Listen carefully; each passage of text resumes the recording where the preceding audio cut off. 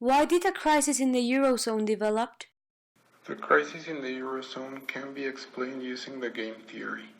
Plan A is that the Troika group will pressure Greece to run a higher primary budget surplus that Syriza, which is Tsipras' party, will like and limit their ability to increase pensions and wages. On the other hand, Plan B is to leave the Eurozone and default on the debt. We believe that there has to be a mere understanding of the opponent's reactions. No one can be extremist, because that will only solve one small part of the problem. The more centered in the line the point is, the more solutions to problems can be found. Also, arguments have to be as objective as possible, and sovereignty and rights have always to be taken into consideration to avoid further conflicts. But then how the situation in Greece has developed? No clue? Well, let's see. The Greek crisis dates as far as the 90s, when it had frequent budget deficits while using the drachma, which was their main argument for joining the EU and the Eurozone in 1999. Greece entered a period of growth, unsustainable because it profited from cheap EU loans, and in 2008, when the crisis erupted, unemployment rate in Greece grew 28%.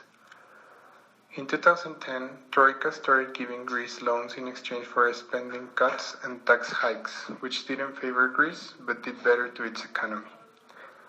There are current negotiations and torturous talks with other EU leaders, including pensions, labor market reforms, civil services, budget surpluses, among others. Then what is a solution for this problem? One of our proposals for solving the crisis is to create a special unit inside the European Court of Auditors that will be in charge of foreseeing and preventing issues like this one in each of the member countries and in the European Union as a whole. How? By asking the member countries to hand in a financial statement at the end of every trimester indicating their current economic and financial situation.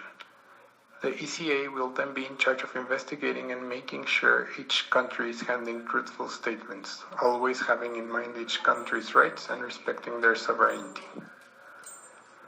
Another proposal is to make the countries that are having budget surpluses, like Germany or the Netherlands, give up certain amount of that surplus to help the fellow economies in distress. This will have at least two benefits. One, it will boost critical economies, and two, it will help economic equality be more prominent among the European members.